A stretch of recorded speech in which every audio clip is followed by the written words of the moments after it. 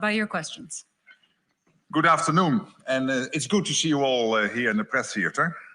Tomorrow, NATO foreign ministers will meet here at NATO headquarters, and we have much to discuss. As we look ahead to the next NATO summit in Ankara in July, allies will address the evolving threats to our security. They will review the action taken to strengthen our deterrence and defense. And we will also meet in the NATO-Ukraine Council with Foreign Minister Desafía, along with the EU High Representative Kallas. As we begin to look ahead to our next summit in Turkey, we will examine the evolving threats and challenges to our security, including from Russia, and how we are progressing on the crucial decisions leaders made in The Hague. Allies agreed to invest 5% of GDP on defense, including 3.5% on core defense spending, in support of men and women of our armed forces, as well as to provide all they need to protect us: aircraft, tanks, ships and drones, as well as cyber and space capabilities. That commitment to invest more in our security was a major leap, which recognized our changing reality. And since then, we have made meaningful progress. Each week, I see new announcements from allies working to boost their capabilities. But this is only the beginning of a long road, and we cannot be complacent. We must build momentum and hold each other accountable as we work to keep our 1 billion citizens safe. Increasing our investment is only truly effective if supply matches demand. And that's why we are also rapidly scaling up production capacity. Across NATO, allies are working hand in hand with industry to ensure we are producing what we need and innovating to ensure we stay ahead of the curve. This is a win-win for our societies, bolstering our security and our prosperity, and also creating jobs on both sides of the Atlantic. Turning to Ukraine, we all recognize that our security is deeply linked. And we are all working to bring the war against Ukraine to an end with a just and lasting peace. We welcome the ongoing efforts led by the United States to make this a reality. And I'm confident that these sustained efforts will eventually restore peace in Europe. At tomorrow's working lunch of the NATO-Ukraine Council, we will be joined, as I said, by Ukraine's Minister of Foreign Affairs, Andriy Sybiha, and the EU's High Representative, Kaja Kallas. As we work for peace, we cannot lose sight of Russia's increasingly brutal attacks against Ukraine. Russia is systematically targeting civilian infrastructure, depriving Ukrainians of heat and light at the start of winter. Russia is not alone in this war, as China continues to be its decisive enabler, and Iran and North Korea also provide support. Since the earliest days of Russia's full-scale invasion, allies have shown unwavering commitment to Ukraine. In recent months, European and Canadian allies have provided billions of dollars of essential US equipment to Ukraine through Pearl. This support is an important part of our ongoing efforts to ensure Ukraine has what it needs to defend today and deter future aggression. And still, there is more we must do. I expect allies to announce new contributions in the coming days. So it's clear that we have a challenging agenda ahead. But allies have shown that they are ready, willing and able to work together to ensure we can tackle the challenges effectively, keeping our 1 billion people safe today and into the future. And with that, I'm ready to take your questions. Okay, let's start right here, second row on the corner. Hello, Vladunga, Romanian National Television. Secretary General, how does NATO reassure Romanian citizens that they are protected in a context where more and more drones are falling on Romanian territory or enter in the Romanian airspace? How do you see the concrete implementation of the Eastern Sentry activity to prevent other drones from violating Romania's airspace? Well, thank you for that question. And I had a very successful meeting in Romania. I think it was now 3-4 weeks ago in Bucharest. And obviously, we are working very hard at these problems. So first of all, you mentioned already Eastern Sentry. That is basically bringing together all the alliance is doing when it comes to the eastern flank, from the Black Sea up to the high north. And that is progressing rapidly, involving all military elements of the alliance. And part of Eastern Sentry is, and this is to your specific to your question, is to make sure we will get better and better at tackling the drone threat, both by drone production ourselves and making sure that we have our hands on the latest technology, but also when it comes to anti-drone technology. So that is an integral part of Eastern Sentry, and I can assure you we are progressing rapidly, and this is important, with help, for example, from Ukraine, through our JTEC joint center in Poland, where we basically share all the lessons learned also by Ukraine, specifically when it comes to drones, of course, but also generally in this terrible war of aggression started by the Russians. Okay, fourth row in the very center, Interfax Ukraine. Hi. Good afternoon. Goedemiddag. Goedemiddag zelf. Ja, zeker. Why not? So the question is, as Mr. Witko right now is in Moscow, and negotiation regarding US-led peace plan for Ukraine is still under negotiation, we all know that old version of 28 points also include NATO. Like Ukraine has to give up his ambition to become a member of NATO and so on, so on. You know what I'm talking about. In her speech, President Ursula von der Leyen already said, nothing about NATO without NATO. So I would like to know, what is your opinion on this? Do you foresee that NATO will step up in this negotiation, and when? Thank you. Well, when it comes to the NATO elements, obviously, when it comes to the NATO elements of a deal to end the war against Ukraine, that will be dealt with separately, and that obviously will include NATO. And when it comes to your general comment, I think it is very good that the US has putting forward proposals. You need to start somewhere. You need to have proposals on the table. As you know, both in Geneva and 2 days ago in Miami, talks have been taking place with the Ukrainian side. Indeed, talks today with the Russian side. So we follow that closely, and I think it's really important that the US is leading these efforts, making sure that we do whatever we can to end this terrible war. All right, coming over here, fourth row on the end, R&D. Thank you very much. Here I am, over there. Hi. Sven Christian Schulz with German newspaper network R&D. Kremlin spokesman Dmitry Peskov announced that Russia wants to use the peace negotiations to achieve its goal in the war against Ukraine. So do you want to see Russia, instead of Ukraine, making significant concessions instead of demanding the maximum here? Well, obviously we want the war to end, but with a sovereign Ukraine and a situation where Russia will never ever try again to attack Ukraine. That's key. The talks are now underway. I've stopped years ago to comment on Lavrov, on Putin, or on Peskov. I've met them all in the past as Prime Minister of the Netherlands, and I can assure you, let them talk and not always react. All right, and just next to him, AFP. Yes, thank you. Martin Anton for AFP. Coming back to the NATO membership of Ukraine, which was Ukraine not being a member of NATO was part of the original US plan, as far as we know. And even though it's not in the latest proposal, does the Ukrainian NATO membership remain a bargaining chip in the negotiations with Russia? And is the absence of US Secretary of State Rubio tomorrow a sign for the relevance of NATO in this process? Well, starting with your second question, Marco Rubio is very much involved, of course, in all of this when it comes to ending the war in Ukraine. You've seen him chairing the meetings in Geneva and in Miami. I've been, and the teams are in constant contact. I personally am in constant contact with him. So he's working extremely hard, having to take care not only of the situation in Ukraine, but of course many other issues which are on his plate. So I totally accept him not being able to be here tomorrow, and I would not read anything in it. We will have Deputy Secretary Chris Lendau here. I'm very happy he is here. So I think that's all covered.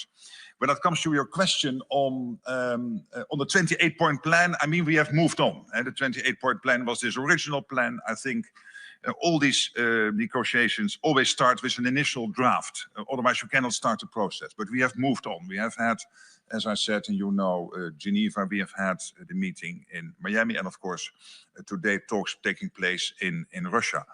This specific question on membership of NATO for Ukraine, I think it's important to maybe separate the principle from the practical. The practical situation is, as you know, that there is consensus required by all allies for Ukraine to join NATO. And right now, as you know, there is no consensus on Ukraine joining NATO. When it comes to the principle, that's the Washington Treaty in 1949. And that Washington Treaty still stands, and also what we decided in the Washington Summit in 2024. Okay, we'll go to just behind the riser, first row. Thomas Kutschka with Frankfurter Allgemeine Zeitung. Good afternoon. Good afternoon. We've seen a number of attacks recently, hybrid attacks that have been directly attributed to Russia, including the incident in Poland. How do you think NATO should respond to this? How can NATO deter Russia from future attacks like this on NATO soil? And do you agree with what the chairman of the military committee just said, that NATO nations need to become more aggressive in countering these hybrid activities, so basically hitting back? Well, first of all, let's agree that NATO was founded as a defensive alliance, and of course that is not going to change.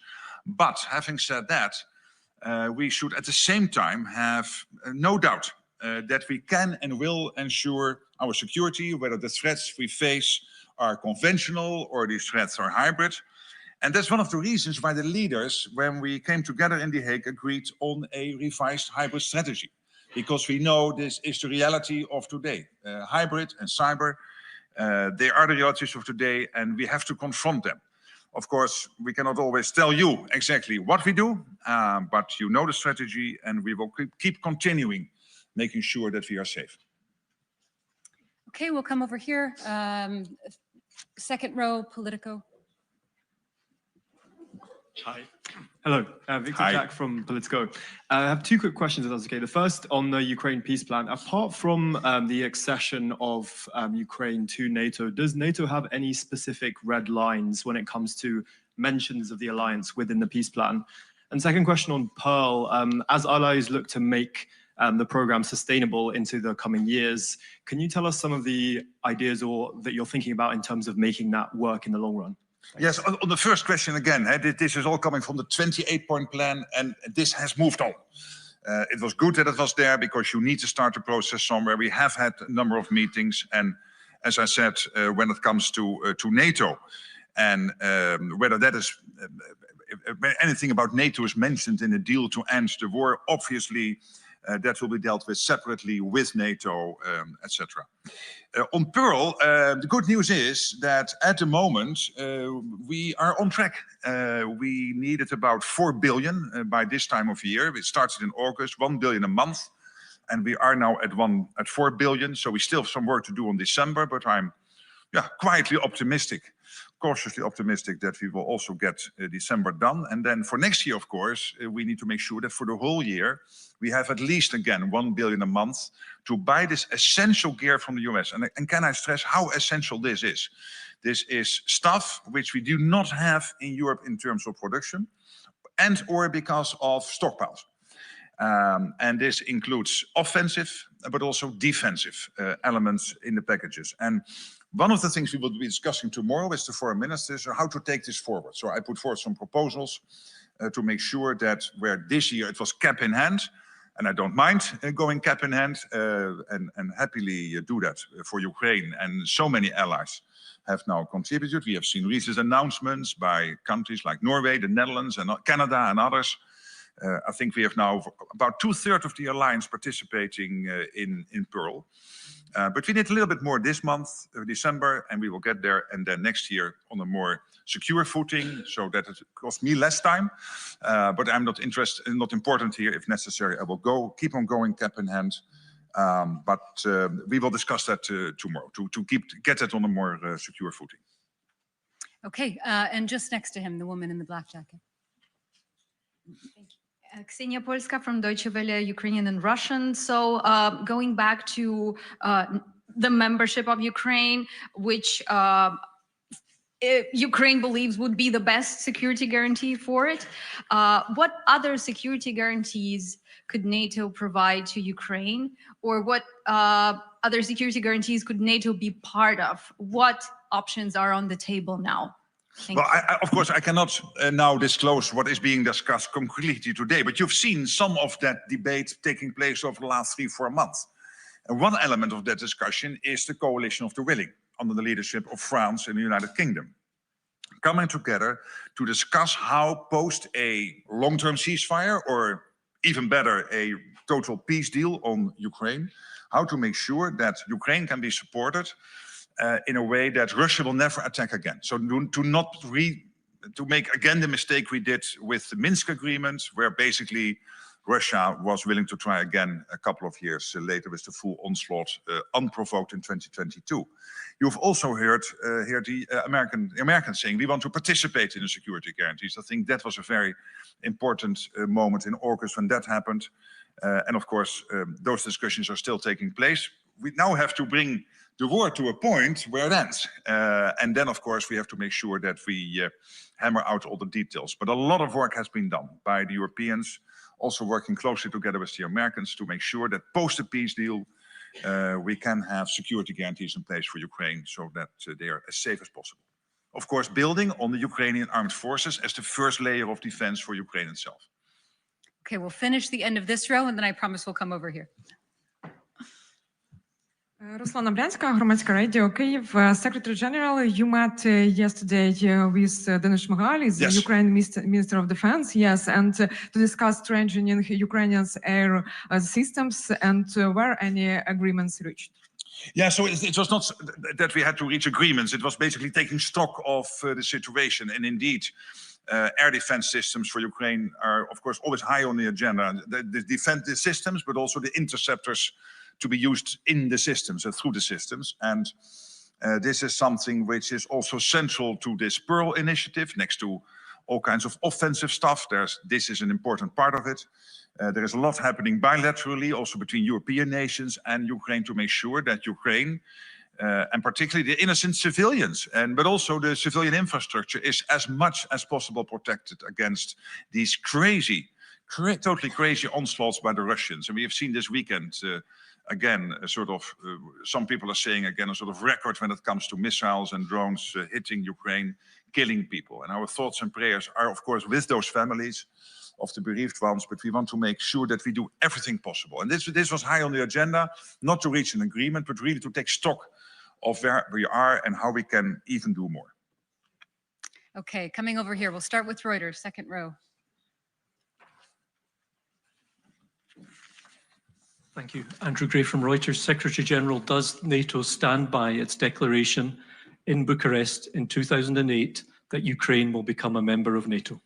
Well, you have seen the Washington summit outcome, which clearly stated that there is an irreversible path for Ukraine into NATO. You know the Washington Declaration that any country in the NATO hemisphere, that means the Euro-Atlantic, can apply for membership. Ukraine clearly applied for membership, but we also know, as I said, and this is a statement of practicality and a statement of fact, that there is no unanimity within the alliance about Ukraine coming in the alliance. So that's one of the reasons when it comes to a future peace deal, we are discussing how, if not NATO membership, how we can make sure that Ukraine is protected in a way by itself, but also with help from others, so that the Russians will not try again. Okay, and just next to him. Hi, Isabel Schäfers, German TV, ZDF. I would like to come back to the peace negotiations, because you said that that the plan has moved on and that nothing about NATO will be discussed without NATO. But we all know that the plan can still move on with between the US and Russia. So how sure can you be that NATO will not be part of these discussions? And that does not only include the membership of Ukraine, but also NATO engagement in Ukraine. Will that the outcome be that in the end NATO member countries will have to secure the deal and NATO cannot do anything because it's excluded?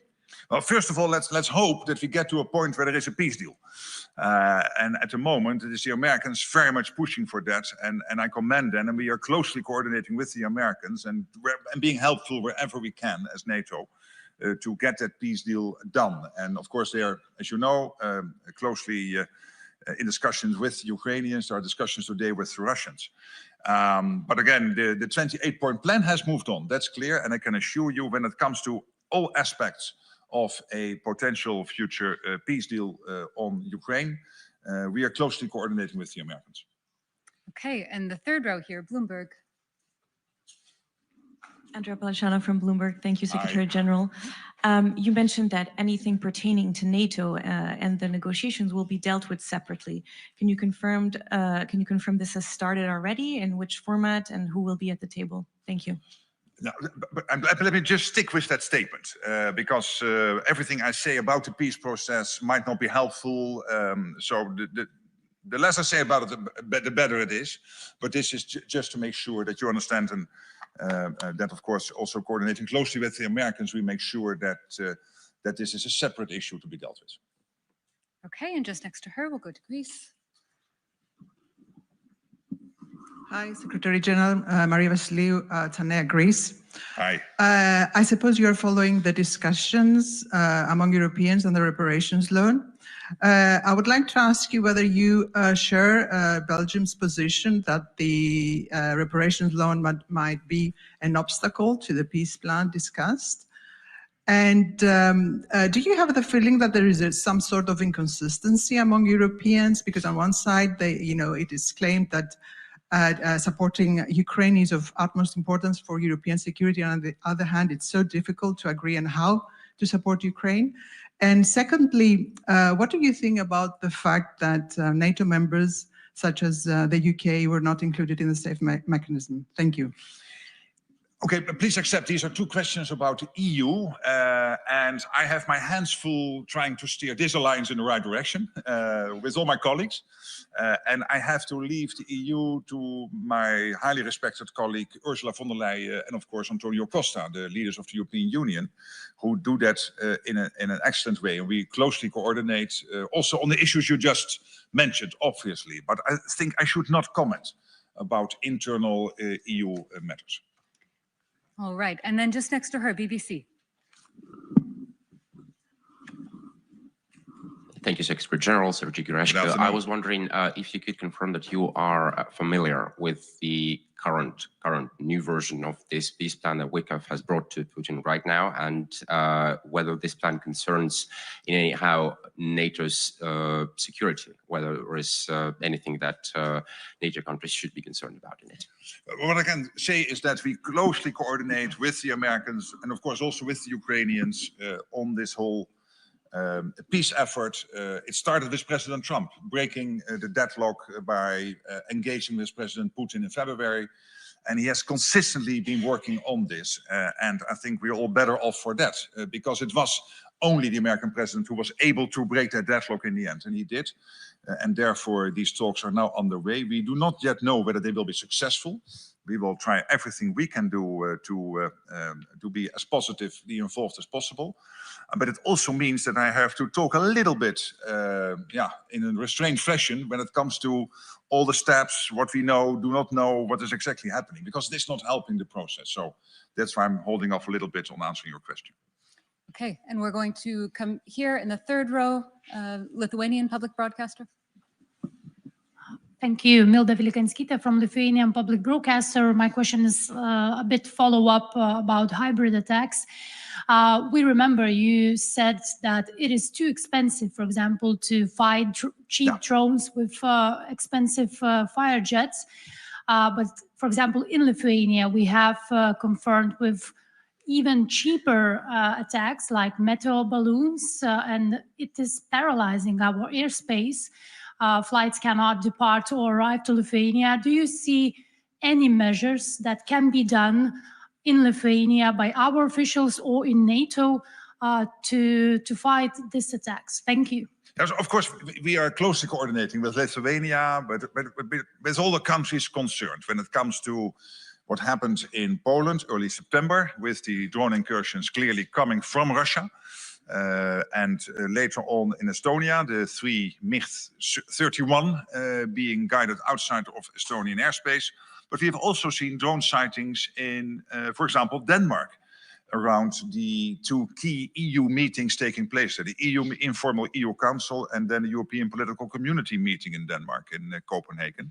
And we have seen similar reports from the Netherlands, from Belgium, etc. So this is one of the reasons for 2 things. One of those, first of all, when it comes to the countries who are physically on the eastern flank, like Lithuania, that Eastern Century also entails all the activities we are working on to make sure that we, of course, we do a lot on drones already, but with the input from the Allied Command Transformation, so the Supreme Allied Commander Transformation, Pierre von Jay, and of course, General Krinkovich, the Supreme Allied Commander Europe, to make sure that we use Eastern Century also to even further ramp up and step up together with the EU, which is working on getting the industry going. The EU is working on getting the money there and all the other stuff what the EU is working on together with NATO. That's on the flank. And when it comes to other drone sightings, you have also seen that countries come to the help.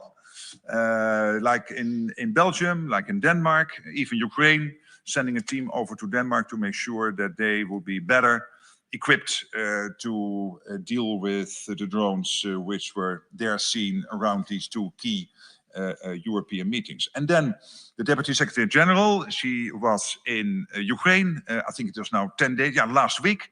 And there has also been new agreements to work with Ukraine and Ukrainian industry to even further develop our joint efforts when it comes to defense production, and particularly also when it comes to drones. Okay, we have time for a couple more questions. We're going to go up to NTV Turkey. Secretary General, good afternoon. I'm just in front of you here. Yes, hi. Good from NTV Turkey. Good afternoon. I have 2 questions. First is with regard to the attacks that we're witnessing in the Black Sea on shadow or ghost fleets. This is raising security concern for Turkey. So what is your point of view on the situation and what NATO can do on that topic? And my second question is that I believe that there is 3 or 4 ministerial left that will pave the way to the summit in Ankara. So what will be the concrete deliverable to the summit in Ankara? And do you think that that might be a milestone for the ceasefire with the Ukraine and Russia, Russia-Ukraine, or whether it's going to be earlier? Thank you. Yes, on the first question, what we have seen, the reports, of course, as you also mentioned, of 2 Shadow Fleet ships in the Black Sea that were struck by uncrewed vessels over the weekend. And we have also heard the concerns expressed by, indeed, Turkey, our ally Turkey, about safety in the Black Sea. And let me just say this, I really believe that this incident is, again, further evidence of the broader security risk posed by Russia's ongoing war against Ukraine. On your second question, of course, we are, Ankara is not tomorrow. Ankara is today, but I mean the summit in Ankara is not tomorrow. That will be next year. But we are really working together with Turkey and all allies on making sure that it will be a splash again, a big success. As you know, we will take decisions on the exact outcomes later. First of all, when it comes to Ukraine, I hope, of course, we pray for a peace deal or a full ceasefire before the summit. So let's hope it doesn't have to wait till then. But when it comes to the summit, one of the elements, no doubt, and I'm not saying this is the outcome, but an important outcome of the summit has to be the follow-up of The Hague. So when it comes to defense spending, that a credible path is there to get to the 5%. When it concerns the defense industrial production, that we are ramping up defense industrial production, also making use of the impressive defense industrial base in Turkey.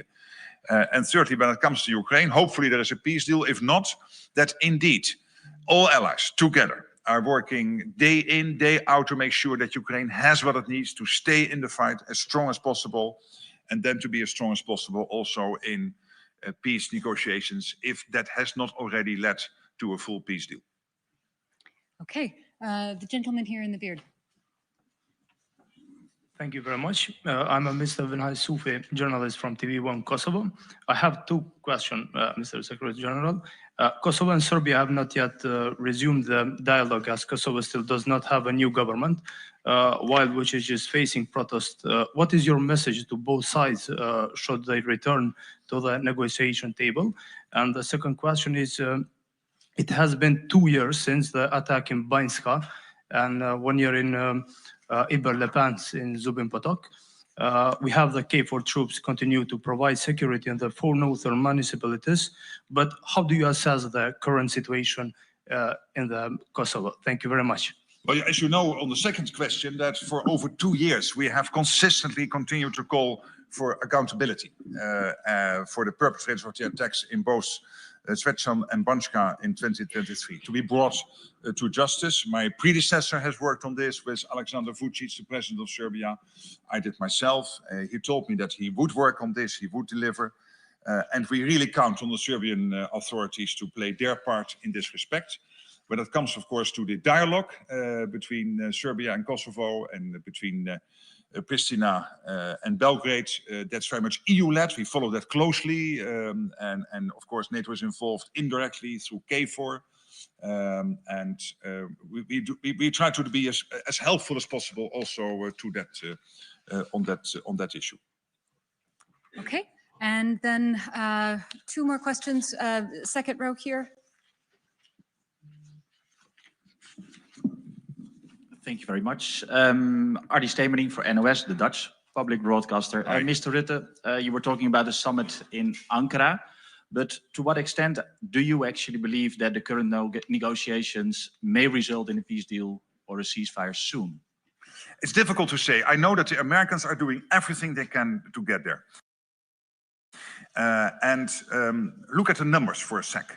We have seen now 20,000 Russians a month dying. We have seen enormous losses on the Ukrainian side. Ukrainians are mounting a fierce defense of their country, but there are many Ukrainians dying in the war. This is what President Trump called the meat grinder. It's got to stop. We have seen yesterday the footage of President Putin dressed up like a soldier, far from the front line. Really terrible footage. And knowing that he is responsible for 20,000 deaths each month on his side. So we've got to stop this. We've got to stop the meat grinder, and that's why I'm fully supportive of the American effort to get the war to an end. It's difficult to predict whether we will be successful. I can assure you that everybody on the Ukrainian side, NATO, and of course led by the Americans, is trying to get there, because we want this ended. But in the end, we need 2 to tango. So we also need the Russians to tango, and that's being tested at the moment. So it's difficult to predict. Okay, and finally, table media, 4th row on the aisle. Yes, Stefan Israel, Europe Table, thank you very much. My question is, Kaja Kallas yesterday warned after the Defense Council that pressure is only put on one side, on the weaker side, on